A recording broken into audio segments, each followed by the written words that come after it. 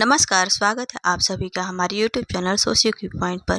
तो आज के इस वीडियो में हम लोग देखेंगे टॉप एमसीक्यूज जो कि समाजशास्त्री विचारक से संबंधित है।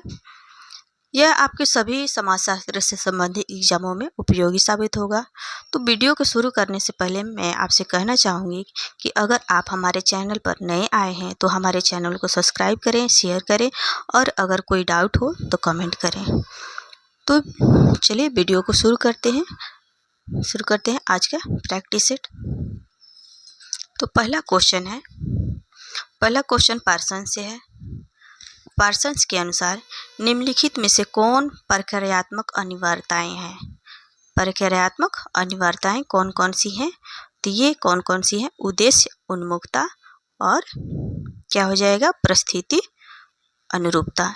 तो इस तरह इसका राइट आंसर ऑप्शन ए हो जाएगा। अगला क्वेश्चन है, मेलिनोवस्की के अनुसार प्रत्येक संस्कृति मद प्रक्रियात्मक होता है। किसके लिए? व्यक्तियों के लिए या समूह के लिए, संस्थाओं या व्यक्तियों के लिए, या व्यक्तियों तथा समूहों के लिए? तो ये होता है केवल व्यक्तियों के लिए। ऑप्शन ए इसका राइट आंसर हो जाएगा। अगला क्वेश्चन है,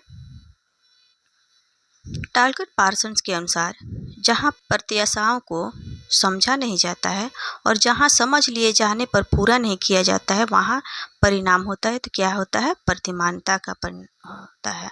तो ऑप्शन ए इसका राइट आंसर हो जाएगा। अगला क्वेश्चन है मैक्स वेबर से। मैक्स वेबर ने पूंजीवाद के विकास का संबंध जोड़ते हैं। किससे जोड़ते हैं? तो कैल्विनवाद से जोड़ते हैं। अगला क्वेश्चन है, मार्क्स के अनुसार सामुदायिक भूमि स्वामित्व पाया जाता है। तो किस में पाया जाता है? तो इन्हें भूमि स्वामित्व की बात किस में की थी? तो ये उत्पादन प्रणाली के आधार पर क्या करते हैं? मार्क्स 4 प्रकार के समाजों का उल्लेख करते हैं, जिसमें एशियाई समाज, प्राचीन समाज, सामंतवादी समाज और पूंजीवादी समाज के बारे में इन्होंने बताया है। तो इन्होंने एशियाई समाज की कुछ विशेषताएं बताई हैं। तो क्या बताई हैं? उसी में सामुदायिक भू स्वामित्व की बात की है। तो इसमें ऑप्शन ए इसका राइट आंसर हो जाएगा। अगला क्वेश्चन है कि रिजले ने भारतीय जनसंख्या को बृहद 7 प्रजातीय समूहों में वर्गीकृत किया है। अपने वर्गीकरण में उसने किस शब्द का प्रयोग नहीं किया है? तो इसमें से कौन सा शब्द का प्रयोग नहीं किया है ये बताना है। तो इससे पहले हम लोगों को जानना चाहिए कि कौन सा 7 प्रकार इन्होंने बताया है। तो पहला इन्होंने बताया है द्रविडियन, दूसरा Indo Aryan, Mongoloid, Aryo Dravidian, Mongolo Dravidian, Scytho Dravidian और तुर्को द्रविडियन बताया है। तो इसमें कौन सा नहीं बताया है? तो निग्रोटो नहीं बताया है, मंगोलायड भी बताया है, सीथो द्रविडियन भी बताया है और इंडो आर्यन भी बताया है। तो ऑप्शन ए इसका राइट आंसर हो जाएगा। अगला है, फ्राइडसन ने के अनुसार निम्नलिखित में से कौन से ऐसे कारक हैं जिस पर संगठन के अंदर पेशेवर लोगों के प्राप्त नियंत्रण अधिकार की मात्रा निर्भर होती है? तो किस पे होती है? तो ये होती है प्रश्नगत व्यवसाय का स्वरूप और व्यवसायिक संघ की कुल सदस्य संख्या जिसके प्रत्येक कर्मचारी सदस्य हैं और व्यक्तिगत प्रतिभा। तो इस तरह इसका राइट आंसर ऑप्शन डी हो जाएगा। अगला क्वेश्चन है मैक्स वेबर से। मैक्स वेबर के अनुसार पूंजीवादी समाज में वर्ग की रचना का सही आधार निम्न में से कौन सा है? तो राइट आंसर हो जाएगा बाजार परिस्थिति में संपत्ति संबंध। अगला क्वेश्चन, किसने कहा है वैश्वीकरण विश्व चेतना को एक संपूर्ण रूप में तीव्रता प्रदान करता है? तो किसने कहा है? ये रॉबर्टसन कहते हैं। ऑप्शन बी इसका राइट आंसर हो जाएगा। अगला क्वेश्चन है, कार्ल मार्क्स ने भारत की परंपरागत आर्थिक प्रणाली को बताया है क्या? एशियाई उत्पादन की एशियाई प्रणाली। ऑप्शन बी इसका राइट आंसर हो जाएगा।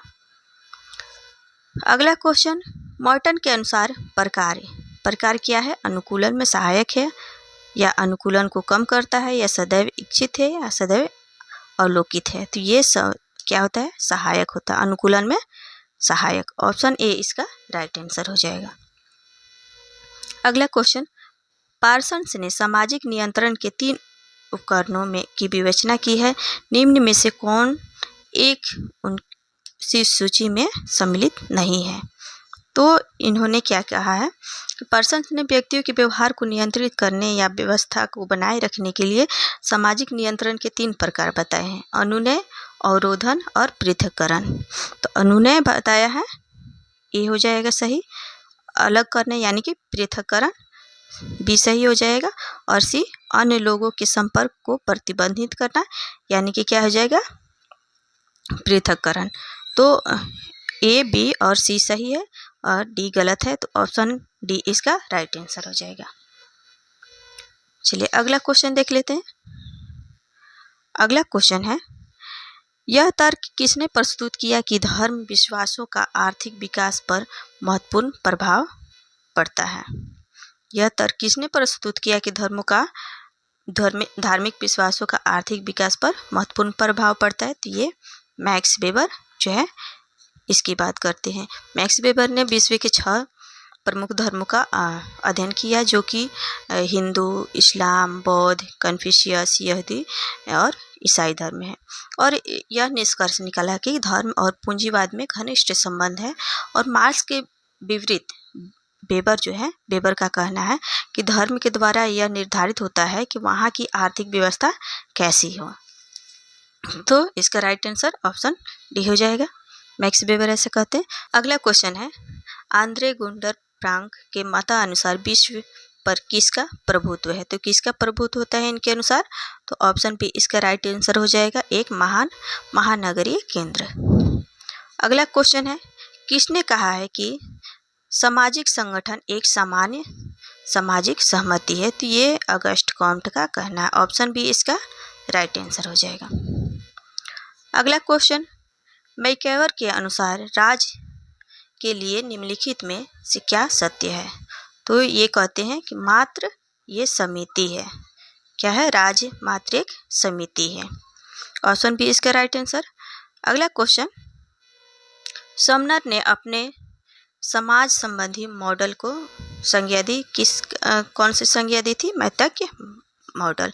ऑप्शन सी इसका राइट आंसर हो जाएगा। अगला क्वेश्चन है, पार्सन्स के अनुसार व्यवस्था का निर्माण करने वाला तत्व क्या है?